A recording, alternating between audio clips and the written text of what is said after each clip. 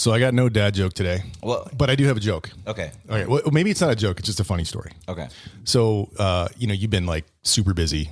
Yeah. And, the shop's blowing up. You guys it's awesome, doing great. But you're down staff. And so you're like, you're working a ton. Yeah. So I'm trying to be like really sensitive to that and try to stay away and not demand any more of your time than I need.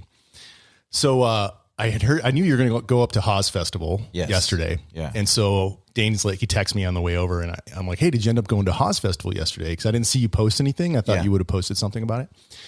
And all I got back from you was, I will tell you, I'm on my way. I will tell you when I get there about hospice. And I'm like, hospice? What the hell's going on, man? Who's in hospice? And you're like, no, it's Hozfest. Hozfest. That's the autocorrect. Nice. That's the autocorrect. Talk to Text refuses to know what Haas is. That it gets it wrong all the time. All right. So we've got this is an interesting thing for us. We're doing something we've never done before. We have a guest. His name's Josh. I'm going to call you Other Josh. That's a nice name. Because my name's Josh. Yeah, I was going to say. There you go. Every Josh is Other Josh. You got to be good if you're a Josh. Yeah. But Josh runs a couple companies, Orange Mud, 7 Clay. And we're doing something that we've never done before, which is that we are actually doing an interview, a podcast with someone that has a product and companies that we've never heard of before and we've never actually used. And that's unique. And I wanted, before we get started, because we get a lot of requests, a lot of requests for folks, small companies to come on the podcast. Yeah. And we don't ever say yes unless we've used the product and we can stand behind it. But I want to just explain to our listeners and to you, Josh, like why I was like, when you wrote me, I was like, oh, this would be cool. Sure. First and foremost, I have not been able to. So I live in Southern Arizona. We live in Southern Arizona. Yep. Hydration's a big deal. We ride 365 days a year. It gets really effing hot in the summer. Yeah. I have yet to find a hydration system that I like. I've tried everything. I've tried all the different packs. I've tried. We're talking systems. You mean like it's got to be a backpack or carrying any way to carry water. Okay. I've tried everything out there. Water bottles in cages, all kinds of stuff. Yeah, water bottles. And effectively, what I do is I pregame. I drink a ton of water before I ride, and I bring a couple bottles on my bike because I don't want to carry anything. So, and then I looked at your system. And it's one that it's a type of hydration system that I've never tried before. And just by looking at it, it intrigued me as an interesting option for mountain biking. So reason number one. Reason number two, you are a small business owner with a huge entrepreneurial spirit, best I can tell. Yep. And so we love that stuff. We get into that stuff. Yeah, we like the business side of stuff. So we thought that would be cool. Yeah. And the third reason why is you've done a podcast. So I knew, and you had your own podcast with 70 plus episodes. And I knew this wouldn't be a shit show. Sure. I don't think any of the ones we've done have ever been a shit show. Well, the 10 that we haven't published because they were shit shows. All right, yes. All right. Yeah. So Which, by the way, I've had a few. I don't know if everybody knows, but those are for sale now for $1,000. Yeah, I was anybody say wants 100 an episode. 100 an episode. Yeah, Anyone that wants an unreleased episode, but you have to do us. PayPal or Venmo. Yep. And or cash in person would has be to be a gift, not a business expense. Yes, exactly. Yeah, it's not a tax. All right, so Josh, I had to do that for our listeners because it's unusual, and just in the spirit of full disclosure, like we haven't used these products, we don't know much about them, and we're going to learn about them collectively together. Yep. And I'm going to try one. Okay. Yeah, for sure, because I'm excited. Sounds good. I kind of deep dove. Not deep dove. Is bad.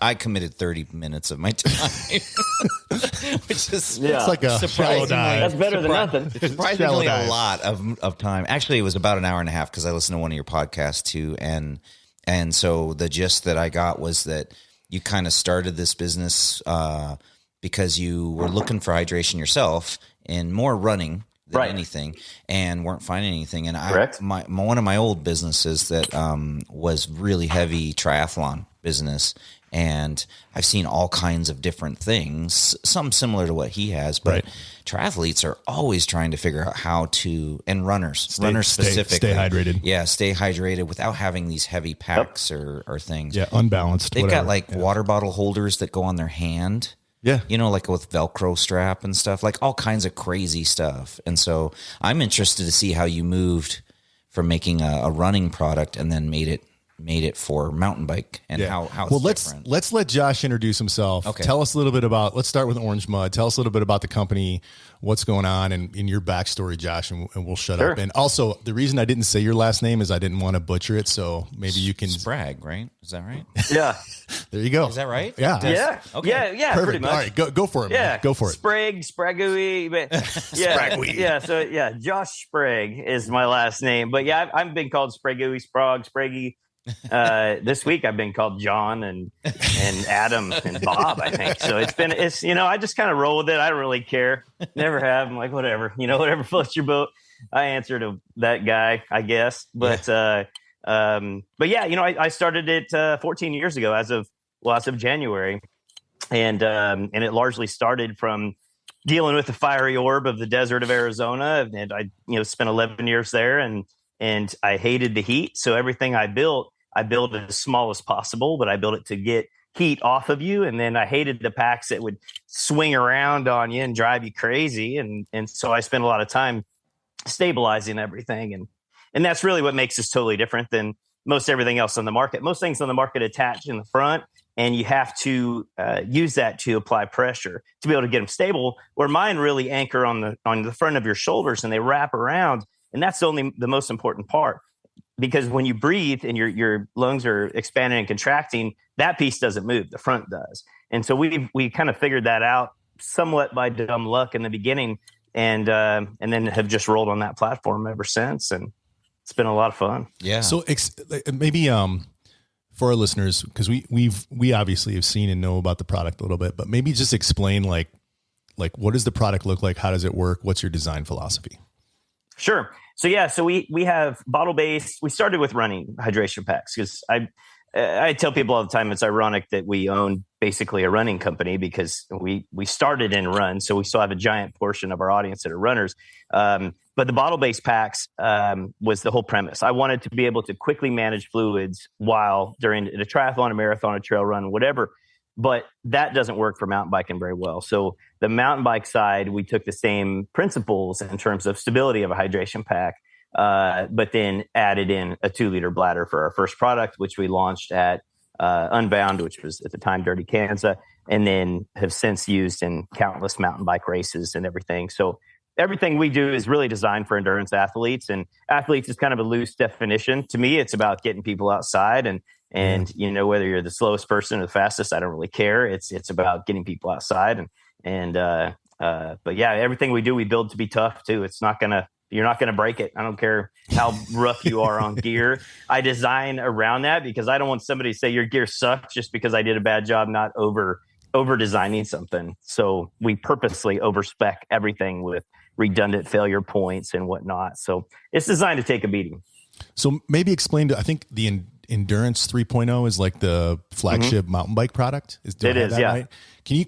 This is like more of a vest. Is it 3.0 or are you at 4? Yeah, 4.0. It's version 3 is what 3.0 is. But yeah, it's 4 liters of total cargo. Gotcha. And then a 2-liter bladder is what's in there. And yeah, that one, like I've ran up to 100 miles. I've mountain biked up to 100. I've gravel biked up to 720 racing with it, and it's equally great on each one. But that one is the flagship because a 2-liter is probably the most common demand that people need. And when I built it, I just laid the bladder on the table, filled up, and then I drew a piece of paper around it, and that's how I began my patterns. And I just started sewing it together until I got a version that worked. And it took 2 years actually to get it to work right, because I had some other packs that I set as baselines, and if I couldn't be better than them, I wasn't going to make it. So it took me quite a while. I actually gave up on it for probably 6-month period, and then one day I had an idea, and rest is history. So nice. It's more of a vest than it is a pack, would you say? How would you explain it? So I generally define vest as those that wrap around the side. Right. And even though, ours is the best too. I would say normally a backpack is front harness and then the back. Right. And you may or may not have a chest strap up front, but basically a vest normally wraps around the side. Ours doesn't do that. So we have just nylon straps on the side of that pack. And the cool part about that is that it allows more heat release. When you have the traditional wrap around style pack, which we have that, it's called the RFP. There is a noticeable heat difference versus most of our other flagship products, because I purposely didn't want that heat there. If you're cold, what do you do? You cross your arms. When you cross your arms, I didn't realize this in the beginning, but you have kind of these thermal bands there, and that heat from crossing your arms is warming your core, and it still stretches over to the side of your body. If you put your palm on the left side of your body, you'll feel that warmth really fast. Yep. More so than putting it on your chest or on your belly. So by having them high and by not having that there, it gets the heat away. Which I mean, it's a big difference when it's 100 degrees or hotter, and the summers around Texas and Arizona, Florida, California, all these hot areas. So, it's a little bit of both, I guess, is the easiest answer. And you're carrying that pack high on the back, not low like some of the other packs. And is the bladder horizontal or vertical then? No, it's vertical. Okay. So, and the reason why it rides high is that in testing it, so my background was adventure racing, and I got to just sit there and spend a lot of time staring at my teammates' back. In adventure racing, you race together, right? And so I noticed that when you look at the cervical and even kind of the upper thoracic area of your back, it doesn't move. The center portion of your back and your lower portion, your lumbar portion of your back, it all twists, and especially your lumbar area, like mountain bike packs, for example, the waist packs. I have one. I'm designing it. It's pretty cool, but I can't imagine any scenario that would ever make it ideal for.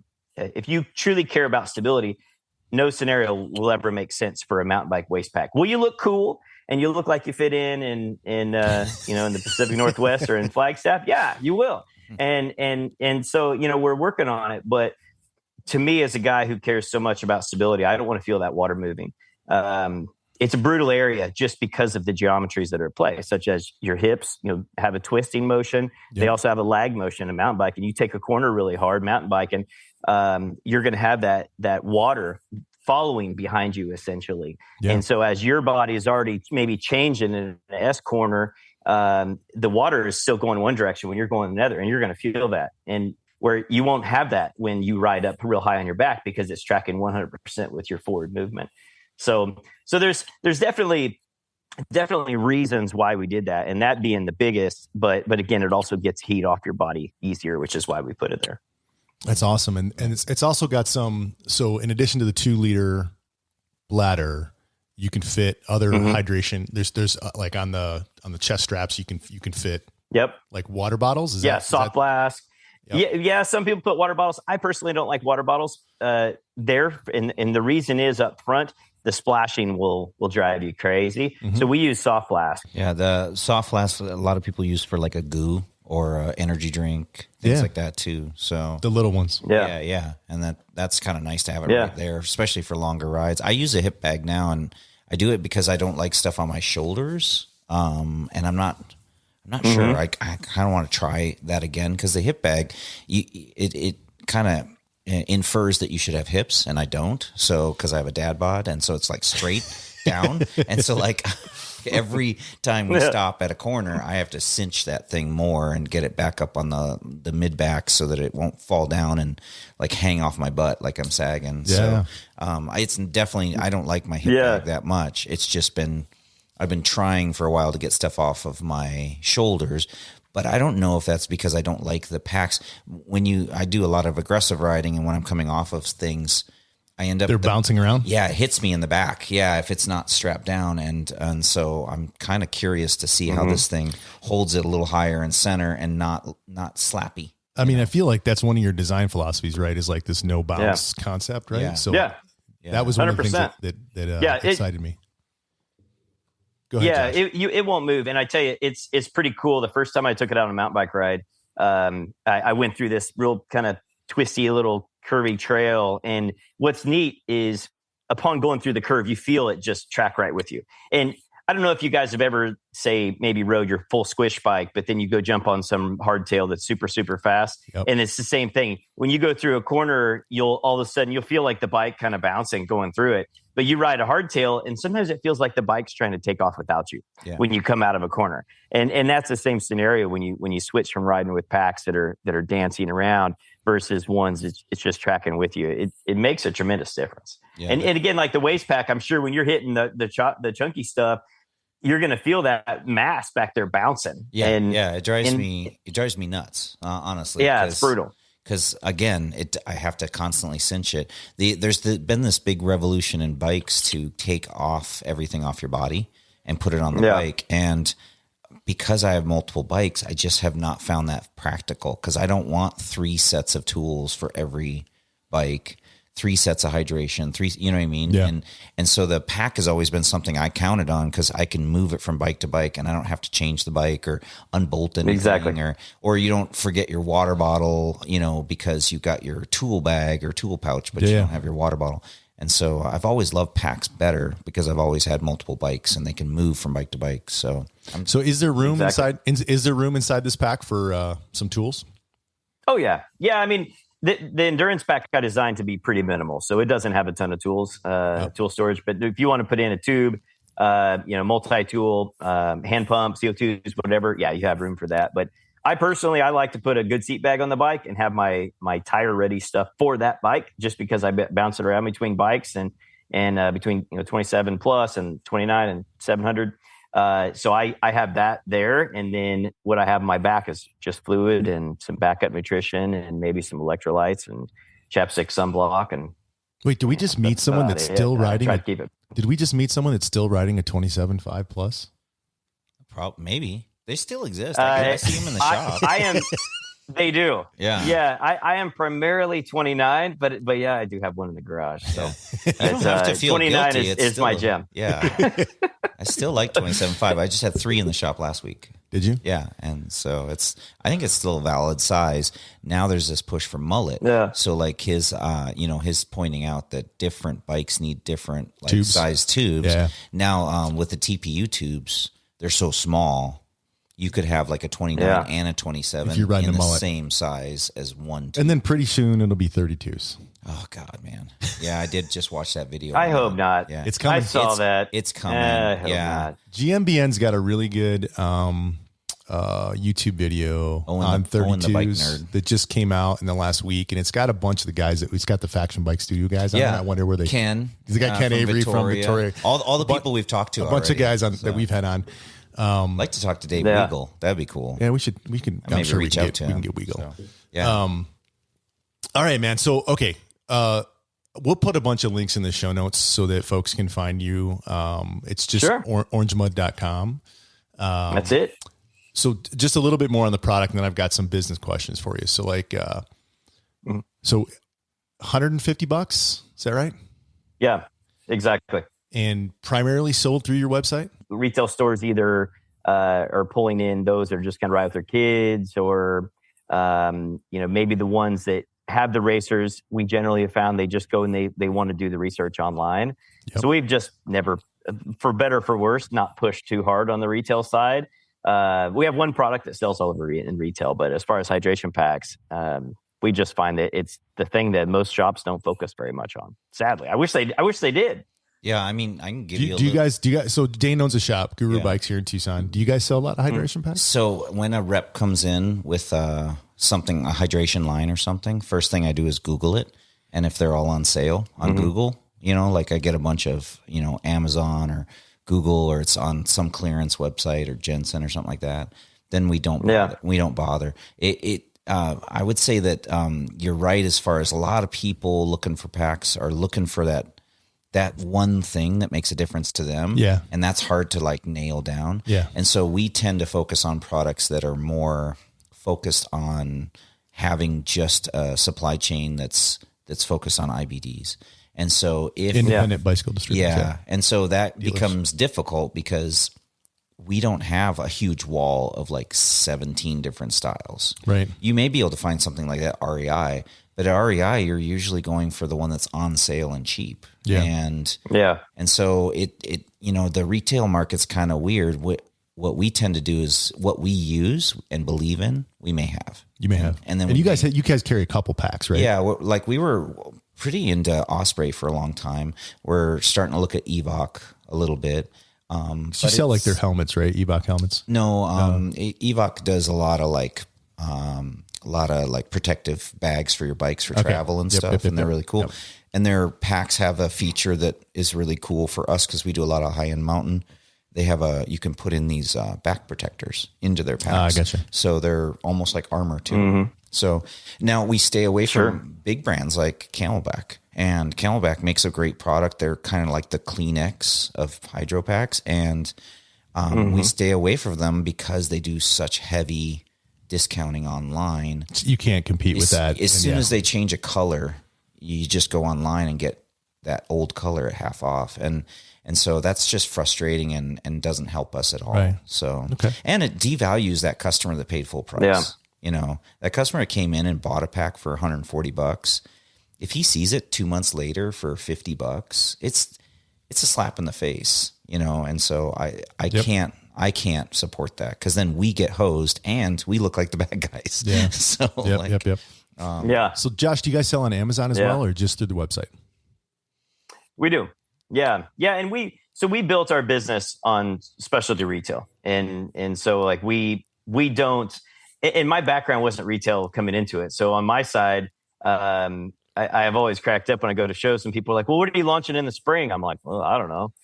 Trying to think. I'm like, let's see, when is that next shipment coming in? I'm like, I think it's coming in April. I'm launching a new product in April. Yeah. They're like, oh yeah, what's your one after that? I'm like, I don't know. The one I haven't ordered yet, I guess. I mean, we've never had that. And I don't have seasons on our products. That's good. The Endurance Pack, this is its second year, I think. But we sell things until they sell out, and then I probably just reorder, or maybe I'll come up with a new version. But yeah, I mean, we just had our I don't know, probably fourth or fifth shipment of Endurance Packs come in. It's just not how I build things. I think it's stupid, and then it teaches consumers like, okay, that one's brand new. I'm gonna wait until it's on sale for 50% off in 4 months. And then it screws you, especially to retail, because no one really cares that you want to sell for full price. They just want it cheap. Yeah. And the brands, it's where it's always been a frustrating thing to me because I told my wife many times, I don't even know why I care so much about specialty retail because most don't care. To be honest, most don't. They're like, well, I know all these other brands discount online, but I'm going to carry them anyway. I'm like, well, there's a reason why you don't sell any of that category, right? I mean, when I can buy X product at 50% off right now, yeah, it's nice that you're supporting local community, but no one cares. So it's been one of those things that I can appreciate your struggle because, even on my side, I, as a small business, have sponsored 1,000, or probably more than 1,000 trail runs, mountain bike races, triathlon, whatever. But most don't ever give much back. Most don't even hardly do much to help out. And then there's not even hardly any promotion or anything you get from it. But yet then you see, some big name brand, they'll chime in and sponsor the race, but they won't even show up. Like we actually have shown up at just bazillions of races over the years. So it's the industry is kind of funky. I mean, obviously we've gone through in the last 14 years since I've started this business, an enormous change in e-commerce with how consumers buy, but we're still a very grassroots business. That's still how I prefer to grow it, for better or for worse. It's just been, it's been the growth model, but yeah, we don't have let's get a new product out and bomb out all the rest of the other stuff. And we get rid of something, it's because it wasn't selling very well. I think that was smart. Like, again, if I reference our Outbound podcast. Yeah, Outbound Lights, if you hadn't heard of them. They're sweet. Yeah, we like those guys. People love them. Their philosophy is not to just run them on sale all the time because they kind of realize that actually hurts their own product. Yeah. They don't do a product life cycle. They don't have a new color every year for marketing. Like I think those are smart business moves that some of the big players need to pay attention to. I think there's a trend. I think we're going to get out of like yearly bike models. And I hope get more into versions. And well, and like you said, if you change something significant and it comes out as a new product and it's improved and you're going to discontinue, then that discontinued product is no longer going to be hurt if you then discount it, and get rid of it. Right. You're not hurting your own product, but every time these companies have a sale to let people know about their product as their marketing thing, it devalues and that product is no longer worth. And people it's not a $100 product, it's a $50 product at that point. We have a bike in the shop right now that is the hottest bike in the world. And I will tell you, no joke, the hottest bike in the world. Amflow. He hates it when I say the actual brand.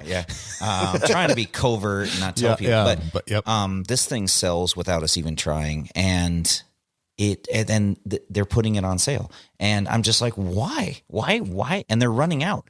I'm like, so you're not overstocked, and you're running out. Why are you putting them on sale? I don't understand that. Yeah. Like, I have a business degree. I've done a ton of business. I still don't understand that philosophy. And all I know is bean counters have way more power in the marketing department than they should. Yeah.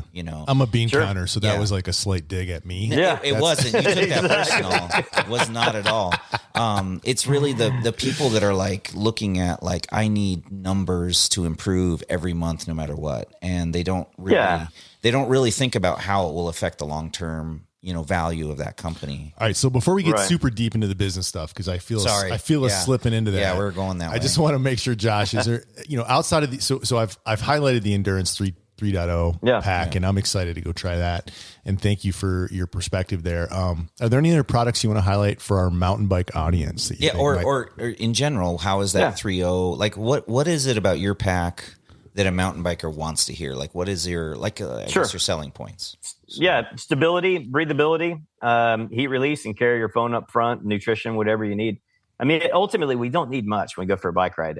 I'm sure, like I had the old Camelback Mule forever ago when I lived in Arizona. Yep. And that thing it had a 3-liter bladder in the back, and I always filled it up regardless of how long I was riding. Yes. I could be going for 45 minutes and I'd take 3 liters of water, which is stupid. Yeah. And it's just because you can. It's just like the bigger house you get, you're just going to have to put more crap in it, right? So it's the same thing with backpacks. 2-liter forces you to, it's plenty of fluid for most people.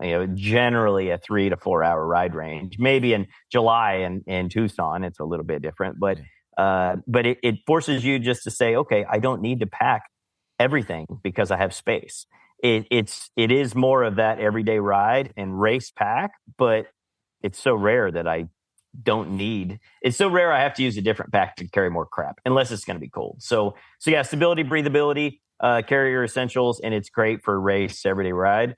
And then the other, we have multiple packs that are good for it, but the other thing that I love is a transition and seat wrap. It's a changing towel and seat cover, and everybody needs one to change. It's awesome. I saw this thing. It has like a loop that goes over your headrest. Right? Yeah, exactly. It's so cool because at the trailhead, so I get off work, I can go change out of my work clothes. And it's rare here that we're muddy. Yeah. But like when I ride at Angel Fire, we always do that South Boundary Trail, and I think 6 out of the last 10 times it's been muddy. And then you can drape this thing over your seat and sit on it, so you're not just ruining your car seats. Yep. I saw it on your website, and I'm like, I'm gonna have to get one of those. But you said it was a changing thing too, so I imagine you can also wrap it around your body and. There's get an indecent exposure ticket. Yeah, exactly. Yeah, so I was mountain biking after work with buddies of mine in California years ago, and at the time it was all a dirt parking lot when we were biking up the Cleveland National Forest. Well, one night we're out there and I'm changing from my business clothes into my kit, and I look over and I see like this 5-year-old girl pointing at me, and I was like, oh shit. Here I was naked next to my car, and I had just had my son, and I was thinking, man, she's going to tell her mom's going to call the cops. Next thing you know, I'm going to get an indecent exposure ticket. I'm not going to be able to drop my kid off at school for the rest of his life. And like all these things, I'm like, I got to fix this. And I'd already taken an S-Works shoe bag that I sewed onto a towel, and I was using that to put over my seat. And so I got home and I started messing around with ideas to be able to use, to integrate a belt into it. And so, it has an integrated belt for changing so you don't get the indecent exposure ticket, but then it has a zipper. You zip that up and it creates a pocket that slips over your headrest.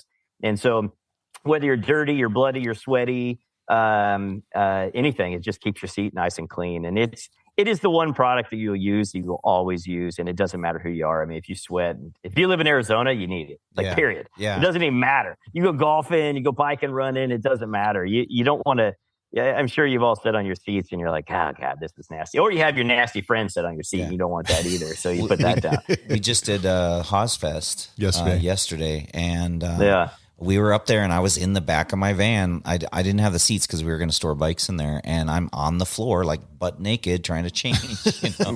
Exactly. And just because you don't want to drive 2 hours to Phoenix in your chamois, and definitely don't want to do it after the ride. Yeah. Right. And so I got to tell you, I like that. Now I saw you had one made for a company that was selling your stuff with their name on it. Do you do that as a customizable product?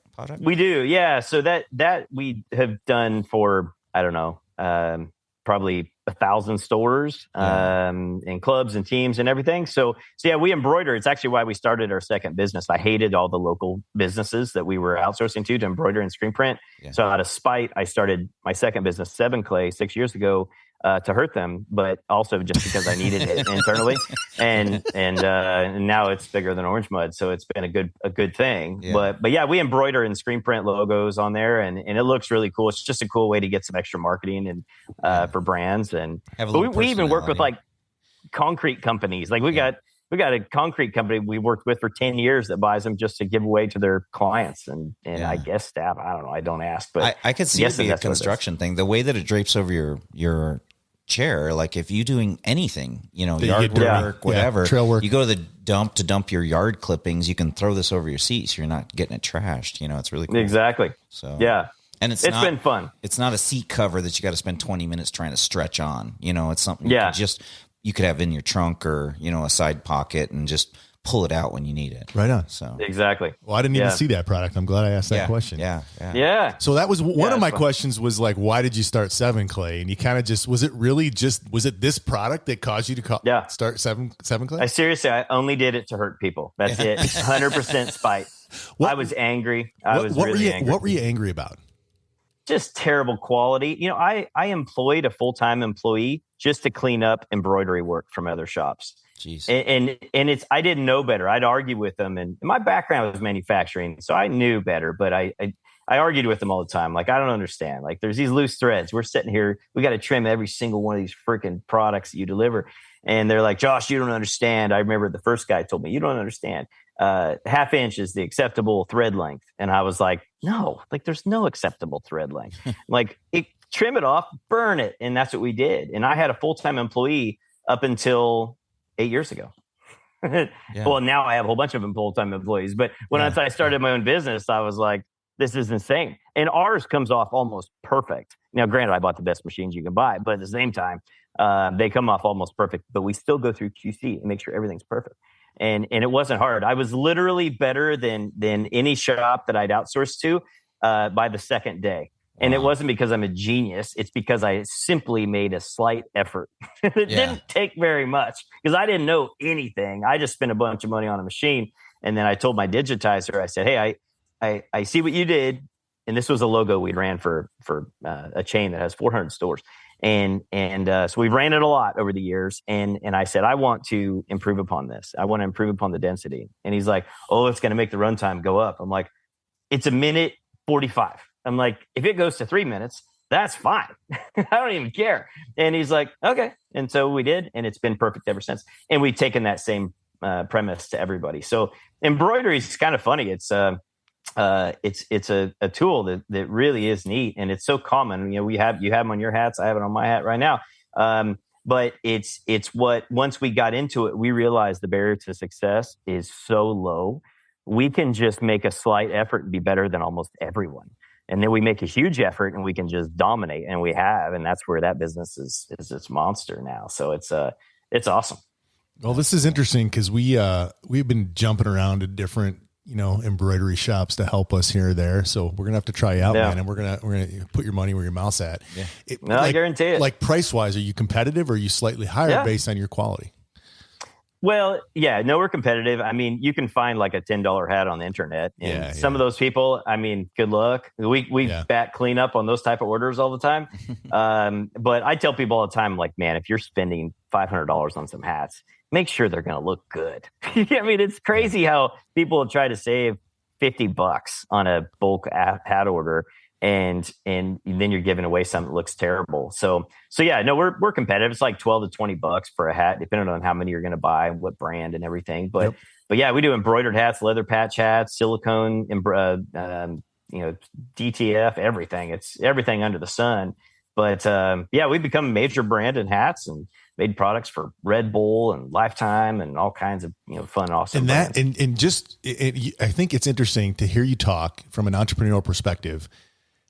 Everything that you've told us about that you have brought to the world has been because you had a problem that you wanted to solve. And I imagine you're like, I bet you other people have this problem too.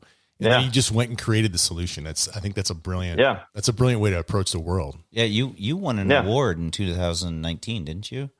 I've got a few of them over the years. Yeah. I thought that was really cool. A lot of times success doesn't always mean award winning.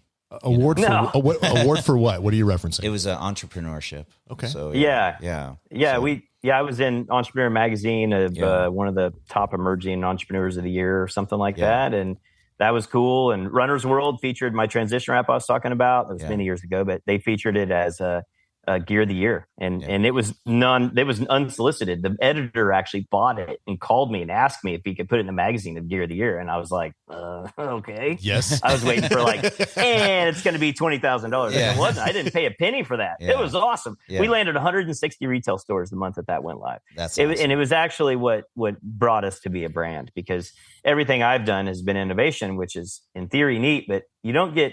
There's a lot more penalties for innovation than there is reward, because it takes an incredible amount of time to educate people what innovation is. Why does this work and how is it different? Why? And if you're used to doing something one way, if you're used to tightening backpacks in the front, but a mine tighten from the side, I have to teach every single consumer that. And so I've learned there's big penalties for innovating, but it has a delayed effect to the reward. But yeah, we've definitely learned the hard way, for better or for worse with these things. But once we got that Runner's World Gear of the Year, it put us on the map, and then people started listening more and putting a little more effort to dive in. And then it hit a crowd effect to where now we don't have to educate people near as much. And we obviously put our best foot forward to educate as much as we can on the website too. But yeah, we've had the crowd effect to really take over ever since. Yeah, a lot of people are resistant to change. It's interesting, right? Yeah. Even if it's better, they're just resistant to the change. I've never heard it phrased that way, the penalty of innovation, but I can even in my business, my day job, we've got some products that are game changing, but because they don't look, smell, feel like the things that the customers are used to, they're resistant to it. As a matter of fact, we've sent some products in country and they've sat in warehouses because the customer didn't even know how to use it. And it could have made a germane different outcome to the situation if they had used it, but they didn't know how to. That's that whole whole hype cycle thing. I'm convinced that's why you like Shimano, not SRAM. Why is it just because it's better? No, because you're just afraid of innovation and change. No, it's because I'm in love with Chinese or with Japanese manufacturing philosophy. I don't know if it's the manufacturing. It's the Japanese. Jesus Christ. Cheese and rice. That's great. We have to go there at some point. To Japan? Yeah. Oh God, yeah. That'd be awesome. Yeah, Wade's over there right now. Is he? Yeah, I saw that. I saw that. Yeah, cool. One of the local guys here is just posting about taking his wife to Japan, and we're all jealous. Nice. So it looks super cool.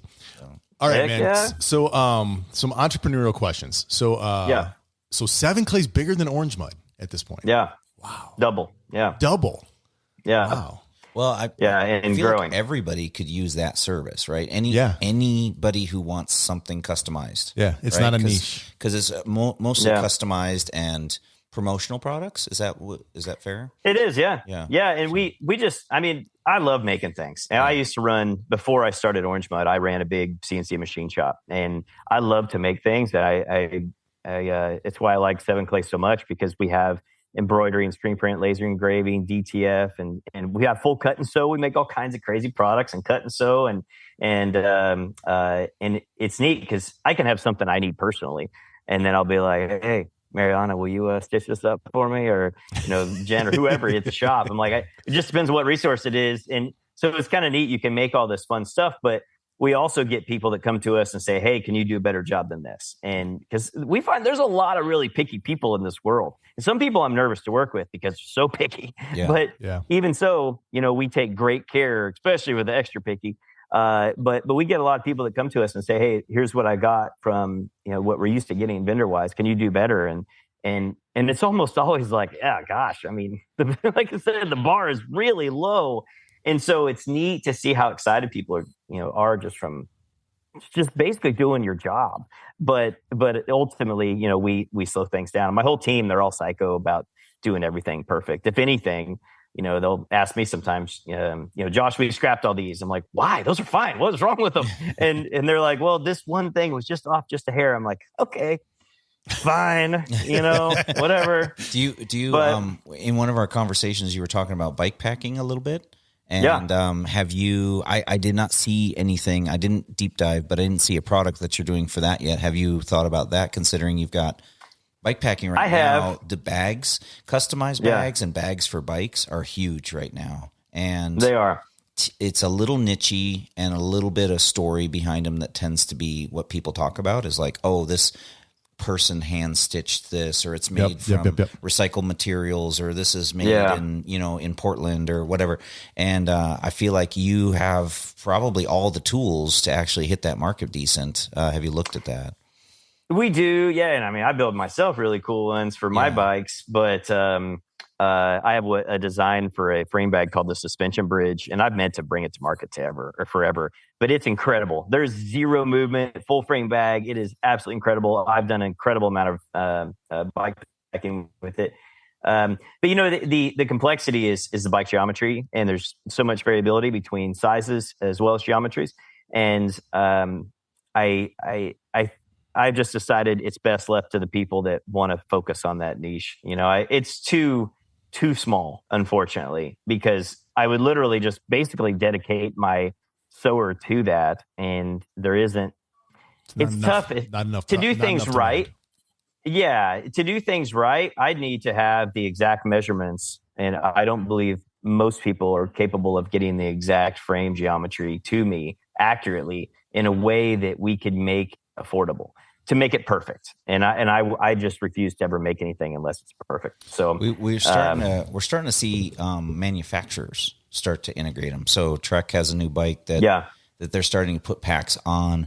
And I think Ibis did that for a little bit. They got that little weird triangle in their frame, and they would have their own packs. I feel like that would be a good That's the way to do it, is to work right with the big companies. So you get like a guaranteed volume. Well, you got a certain amount numbers that makes it and worth the it. exact rate, geometry, specs, and all that stuff. Yeah. Or like we were talking about that bike earlier, a particular bike becomes really popular and they don't have that, and you can monopolize, because I'm on a lot of owners groups on Facebook and stuff, and I'm constantly hearing what people want. And so these Amflows that we got in, the amount of people that are asking for a frame bag that fits that bike. And so if it made sense, to make a version, and then you were to be able to just send it out to Amflow owners, get it in front of them, which nowadays with social media is easy to do. Yeah. Well, if you ever want to do something with that design, Josh, we've got a great episode with Campfire Cycles. They're based in Tucson, but they have a huge online presence. I think they're one of the biggest distributors of bike packing product. Or retailers, online retailers of bike packing products. So I can make an introduction there if you're ever interested in, maybe selling that IP or something. If you got something unique, he may be interested. Campfire now you just come up with the idea and then sell it to somebody else, and they can make it. Yeah, that would be neat. I'd say inventory is brutal. Yeah. All I need is like $5 per bag you sell. Yeah, exactly.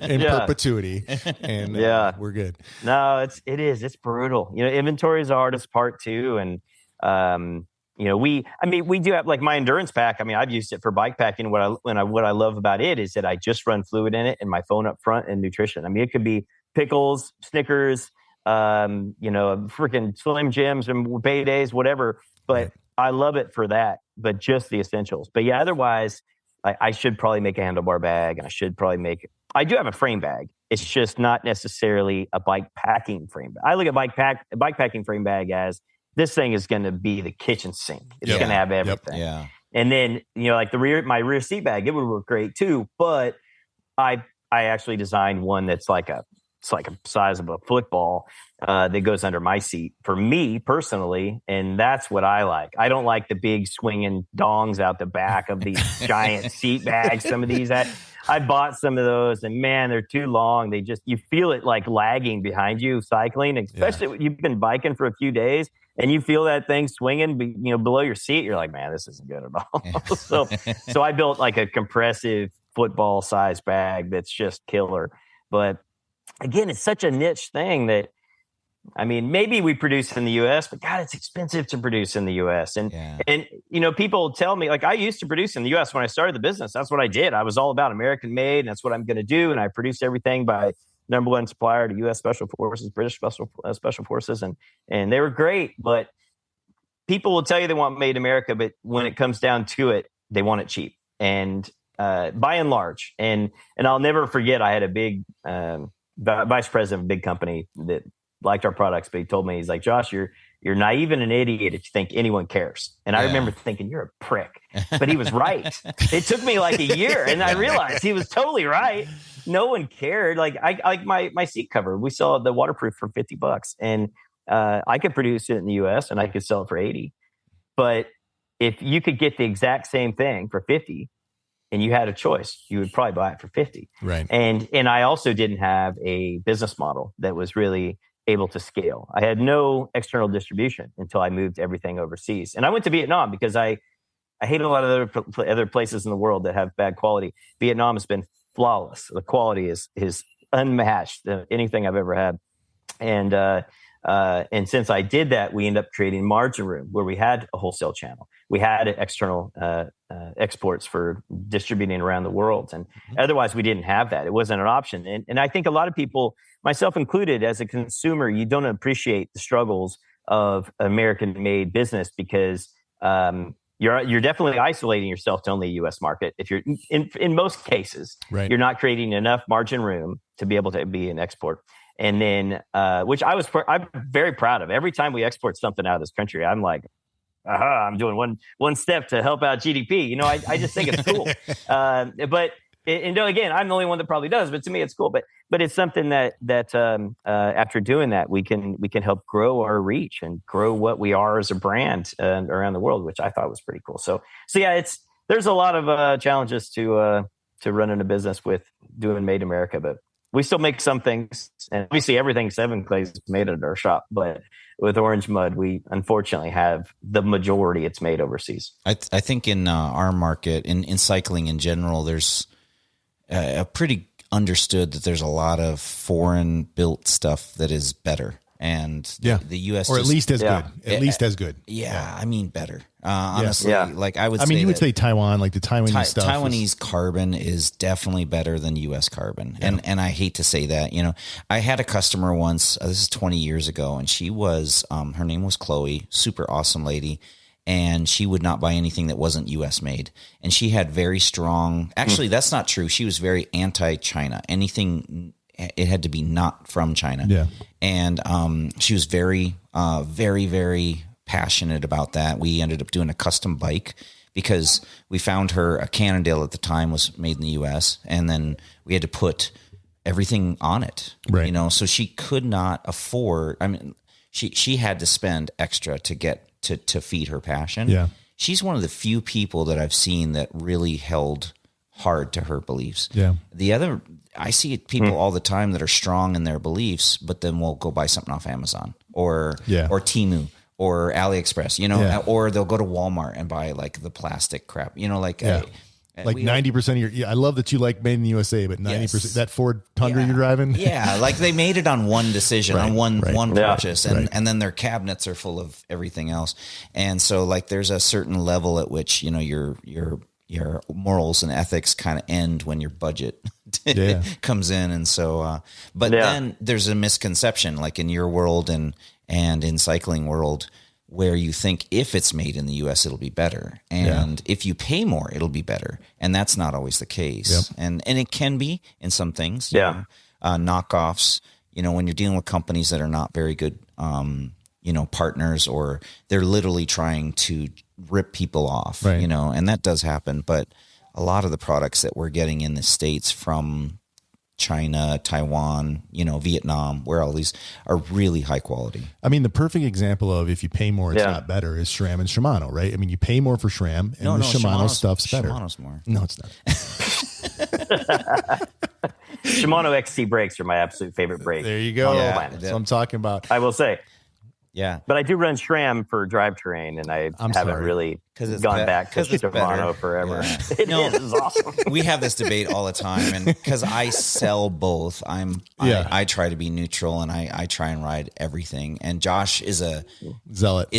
Well, he's a zealot, but he's also a consumer in our relationship. I'm a vendor, and he's a consumer, and so he can make that choice. You know, he can have an allegiance to one over the other, but for me, I see the good and bad in both, and then I try and pick the best that performs in my eyes for whatever specific product. Exactly. Yeah. And so I will tell you that, you know, I'm not a slave to any one brand, but there is some brands that are clearly kicking the ass of others. You know, you know what I noticed lately, this came up yesterday at Hozfest, is just realizing how much you can have an amazing product that is clearly better, but if they don't make the marketing sing to everybody, it will get overshadowed and people will buy the shittier product. And that is something that I'm just, you know, I was in business school. I realized that in business school that you have to market your product, but I always had this kind of back thing that the true good product will prevail. Will stand on its own. And that's not the case right now. So Josh, what's your philosophy to advertising and marketing?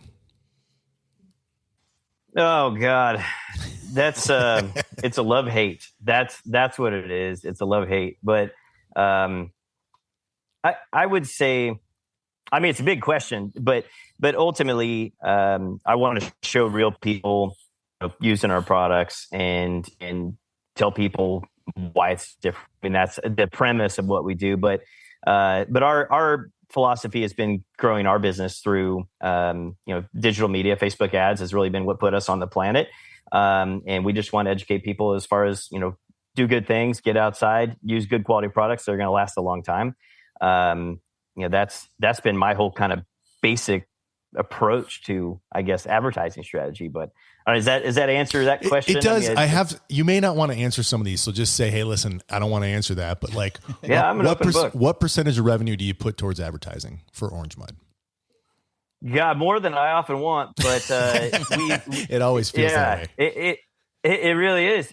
It ranges from 10 to 30%. Oh my gosh! And it's a lot. And so, I mean, again, we are largely direct to consumer and have been for a long time. And when I started this business, our average conversion cost was in the $6 to $12 range, maybe up to $14, and that was to me bad at the time. Right. And to define that to people that aren't maybe in the space is that if I spend money on advertising, it takes $14 to get somebody to buy something, and that could be a backpack, could be a towel, could be whatever.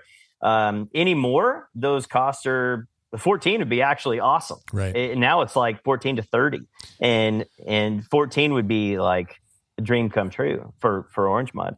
But largely we're talking $20 to $30 from an advertising perspective on the Facebook platform.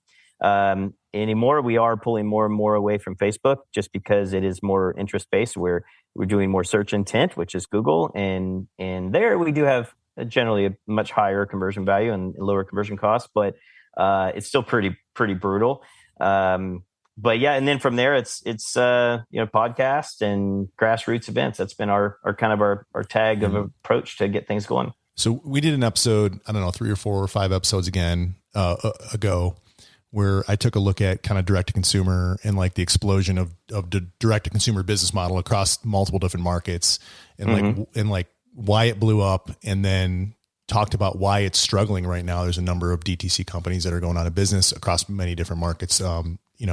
including the bicycle industry, right? I mean, Yeah. we just saw Canyon is in YT went under, Canyon's in deep trouble. Yep. There's a whole bunch of, They're all struggling. we've got a whole episode about that. Yeah. But one of the major impact or reasons for the struggle is the difference in the privacy rules and the costs that have gone up from Meta effectively.